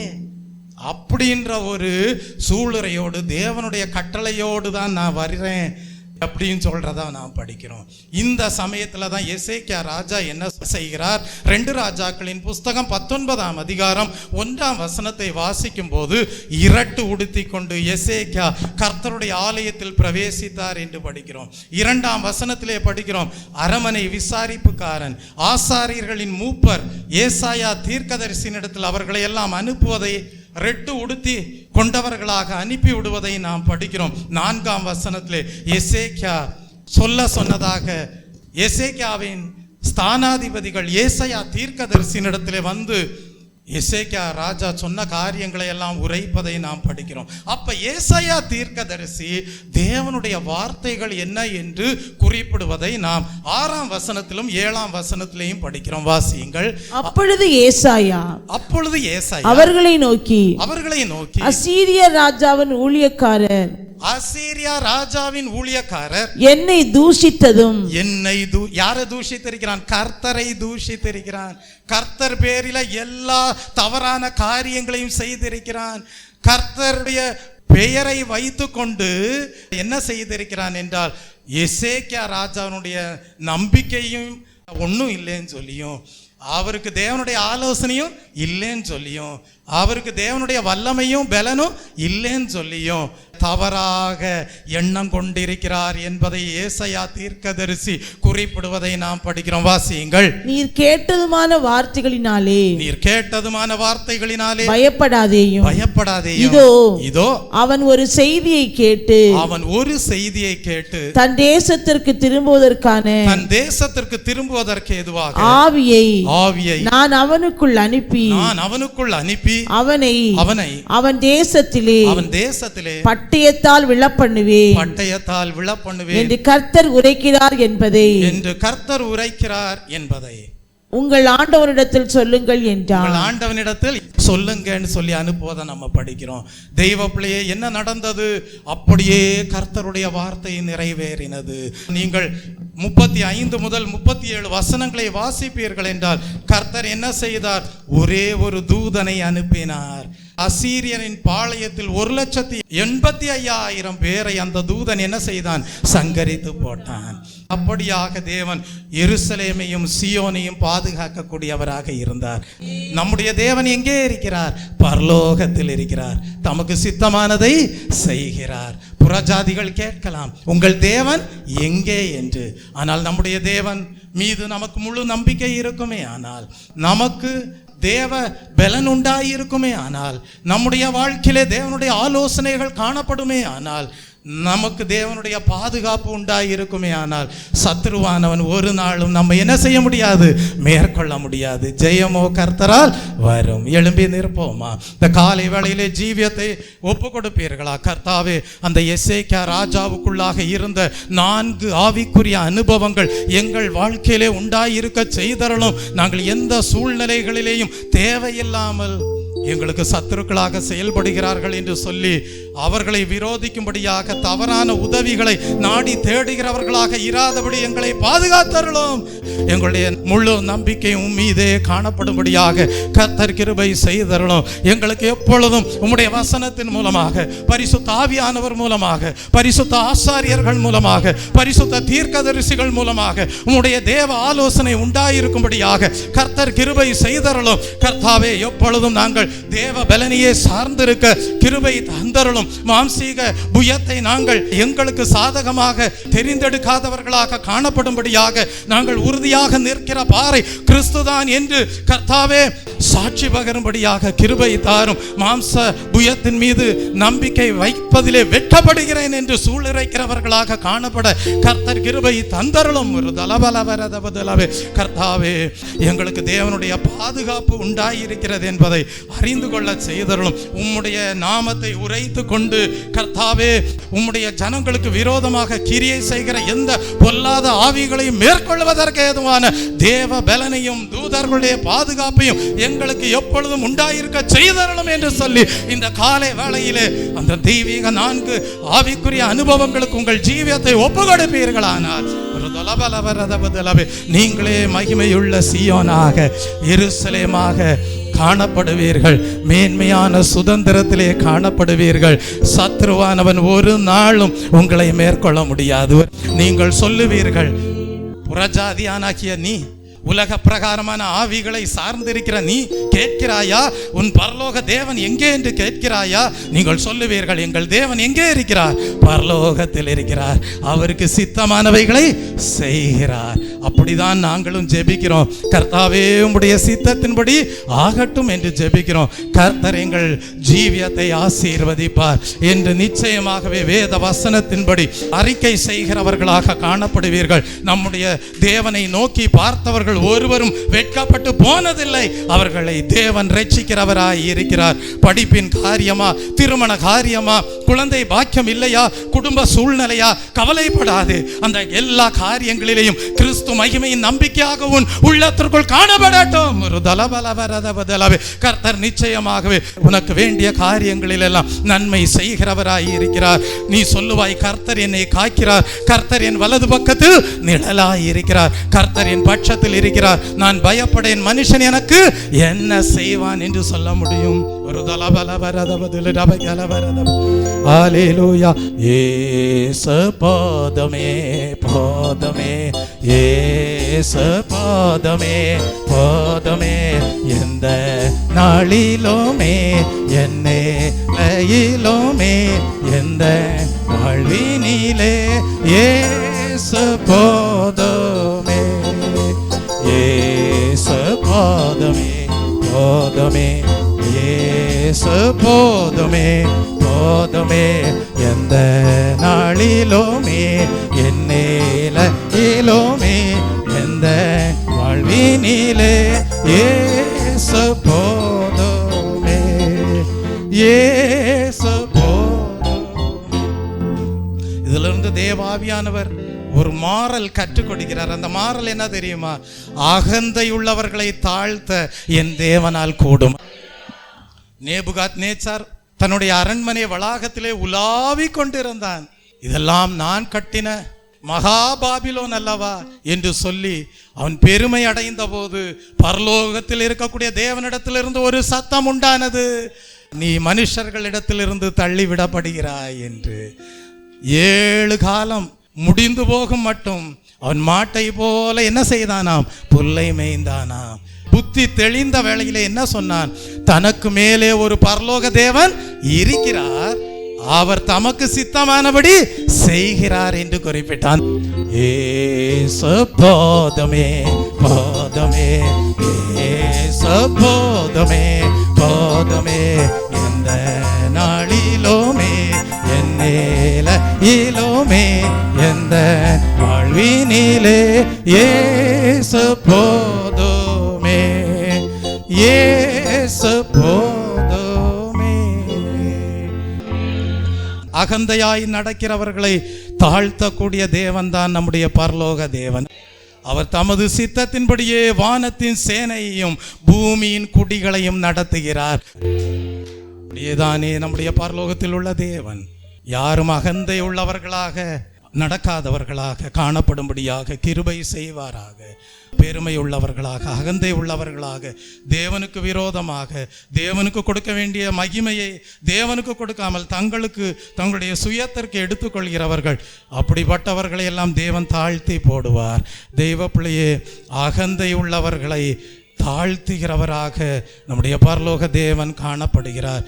அப்படிப்பட்ட அகந்தை யாருடைய வாழ்க்கையில் வராதபடி தேவன் பாதுகாக்கும்படியாக தேவனை ஸ்தோத்தரிப்போம். ஸ்தோத்திரம், ஸ்தோத்திரம், ஸ்தோத்திரம். வானத்தையும் பூமியும் படைத்த கர்த்தராலே நீங்கள் ஆசீர்வதிக்கப்பட்டவர்கள். தேவன் அப்படியே தானே உங்கள் ஒவ்வொருவரையும் ஆசீர்வதிப்பாராக. ஆமீன். ஜெபிப்போம். ஸ்தோத்திரம் கர்த்தாவே, உமக்கு நன்றி செலுத்துகிறோம். அருமையான இந்த மனமகிழ்ச்சி நாளுக்காய் நன்றி.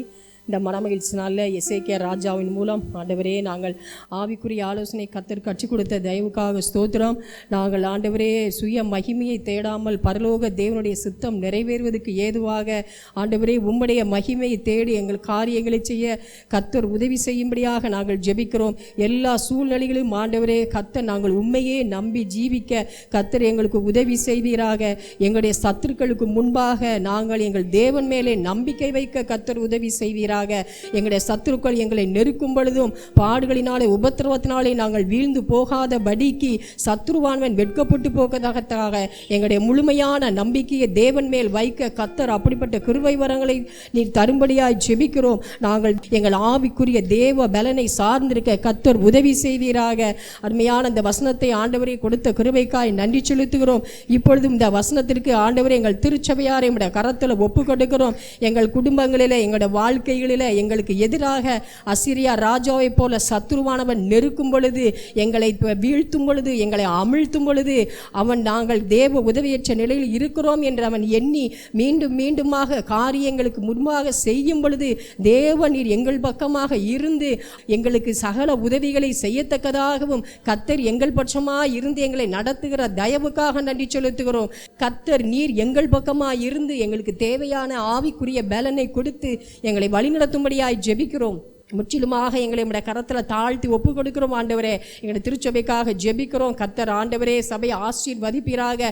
போதகர் குடும்பத்தை கர்த்தர் ஆசீர்வதிங்க. விசுவாச குடும்பத்தார் ஒவ்வொருவரையும் ஆசீர்வதிங்க. சபைக்கு கிழக்கே மேற்கே தெற்கே வடக்கே இருக்கதான ஆத்துமாக்களை உடைய கரத்தில் ஒப்பு கொடுக்கிறோம். ஆண்டவரே ஒவ்வொரு ஆத்துமாக்களையும் கர்த்தர் ரட்சிப்பின் சந்தோஷத்தினால நிரப்பி தகப்பனே சபையை பெருக பண்ணும்படியாய் உடைய கரத்தில் ஒப்பு கொடுக்கிறோம். ஆண்டவரே கர்த்தர் அப்படியே நீங்க நடத்த போற தயவுகளுக்காக ஸ்தோத்திரம். இயேசுவின் நாமத்தில் ஜெபம் கேளு ஜீவன்ல நல்ல பிதாவே. ஆமென், ஆமென். கர்த்தர் ஜெபத்தை கேட்ட தயவுக்காக தேவனை ஸ்தோத்தரிப்போம். ஸ்தோத்திரம், ஸ்தோத்திரம், ஸ்தோத்திரம், ஸ்தோத்திரம், ஸ்தோத்திரம், ஸ்தோத்திரம், ஸ்தோத்திரம், ஸ்தோத்திரம், ஸ்தோத்திரம். துதிக்கிறோம் கர்த்தாவே. இந்த காலை வேளைக்காக மேனுள்ளத்தோடு ஸ்தோத்திரிக்கிறோம். ஆண்டவரே இந்த ஆராதனையில் மட்டும் நேர் கூட இருந்த ஆண்டவரே அப்பா வழி நடத்தி வந்த தயவுக்காக உமக்கு நன்றி அப்பா. நீர் நல்லவர் வல்லவர் அப்பா, போதுமானவர் கர்த்தாவே. உம்மை தவிர வேறு தேவன் இல்லை ஆண்டவரே. நீர் ஒருவரே ஜீவனுள்ள தேவன் ஆண்டவரே. உம்மை ஸ்தோத்திரிக்கிறோம் ஆண்டவரே. உம்முடைய சமூகத்தில் வந்த ஆண்டவரே பணிந்து குனிந்து ஆண்டவரே உம்மை ஆராதிக்கும்படியாக தந்த மேலான தருணத்திற்காக உமக்கு நன்றி. எத்தனையோ ஆத்துமாக்களுக்கு கிடைக்காத இந்த மேலான தருணத்தை தந்திருக்கிறீர் ஆண்டவரே. அதற்காக உம்மை நன்றியுள்ளத்தோடு மீண்டும் நன்றியுள்ளத்தோடு ஸ்தோத்திரிக்கிறோம் துதிக்கிறோம் ஆண்டவரே. இந்த ஆராதனை ஒவ்வொரு போதையும் ஆசீர்வதித்த உம்முடைய தயவுக்காக உமக்கு நன்றி ஆண்டவரே. வந்திருக்கும் ஒவ்வொருவரையும் ஆசீர்வதியும் ஆண்டவரே. என்னென்ன தேவைகளோடு ஆண்டவரே உம்முடைய சமூகத்திலே வந்திருக்கிறார்கள் என்பதை நீர் அறிகிறீர் ஆண்டவரே. ஒவ்வொருடைய இதயத்தையும் சோதி தருகிற கர்த்தர் நீர் ஆண்டவரே. ஒவ்வொருவரையும் ஆசீர்வதித்து ஆண்டவரே அனுப்ப வேண்டும் என்று ஜெபிக்கிறோம் ஆண்டவரே. என்னென்ன தேவைகளோடு வந்தார்களோ எல்லா தேவைகளையும் ஆண்டவரே நிவர்த்தியாக்கி அனுப்ப வேண்டும் என்று ஜெபிக்கிறோம் ஆண்டவரே. ஸ்தோத்திரிக்கிறோம் ஆண்டவரே. இந்த ஆலயத்தை ஆசீர்வதிங்க ஆண்டவரே. இந்த இடம் ஆண்டவரே ஆலயம் இடம் கொள்ளாமல் போக மட்டும் ஆத்துமாக்களால் நிரப்ப வேண்டும் என்று ஜெபிக்கிறோம் ஆண்டவரே. அப்பா என்ன ஆண்டவரே இந்த பகுதியில் உள்ள ஜனங்கள் எல்லாம் ரட்சிக்கப்பட்டு ஆண்டவரே இந்த ஆலயத்தில் வந்து உம்முடைய நாமத்தை மகிமைப்படுத்த வேண்டும் என்று ஜெபிக்கிறோம் ஆண்டவரே. இந்த சபையின் 4 திசைகளிலும் குடியிருக்கிறவர்களுக்காக ஜெபிக்கிறோம் ஆண்டவரே. ஒவ்வொரு ஆத்துமாவை நீர் தொட வேண்டும் என்று ஜெபிக்கிறோம் ஆண்டவரே. அப்பா இந்த இடத்தில் நீர் என்ன நோக்கத்தோடு இந்த ஆலயத்தை ஏற்படுத்தினீரோ ஆண்டவரே அதை நிறைவேற்றுவீராக ஆண்டவரே. ஜனங்களுக்கு ஆண்டவரே இந்த இடம் ஆண்டவரே அப்பா ஹல்லேலூயா உம்மை தொழுது கொள்ளக்கூடிய இடமாய் மாற்றுவீராக ஆண்டவரே.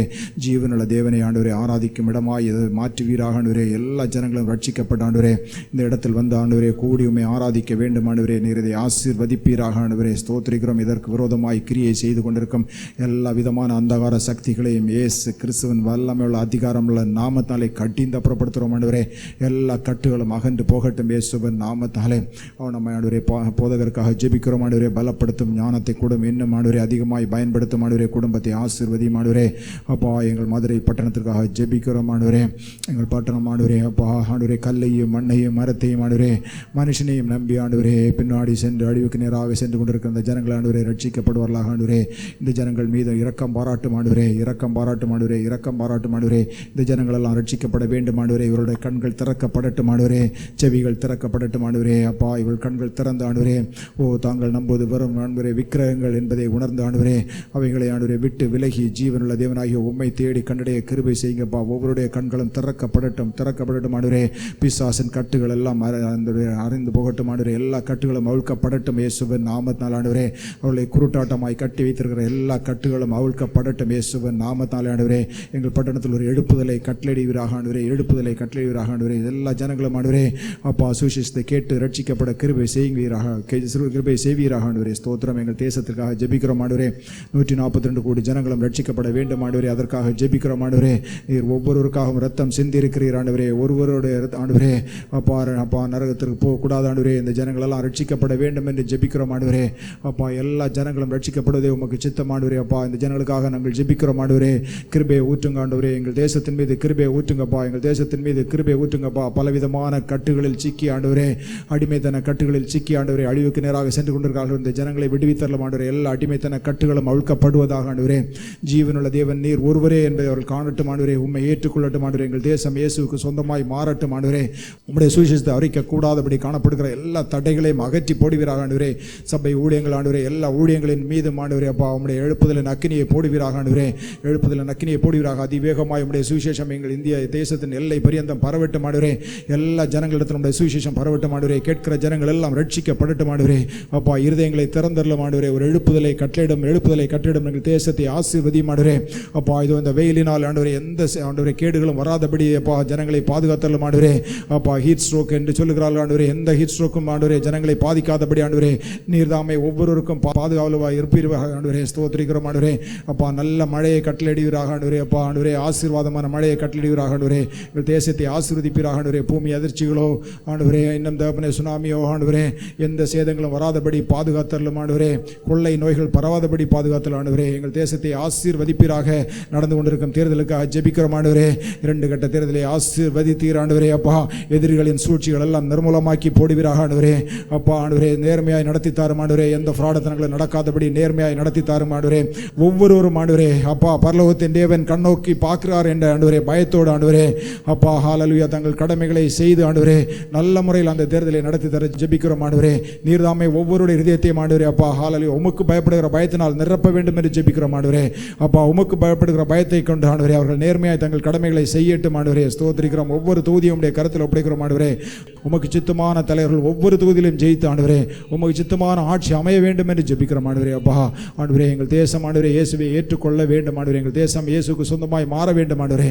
எல்லாவற்றையும் உடைய தாழ்த்தி உடைய கருத்தில் ஒப்படைக்கிறோம் ஆண்டவரே. துதிகான மகிமையாக உமக்கே செலுத்துகிறோம். இயேசு கிறிஸ்துவின் விலையேற பெற்ற உடைய பரிசு நாமத்தில் ஜெபிக்கிறோம் பரம தகப்பனே.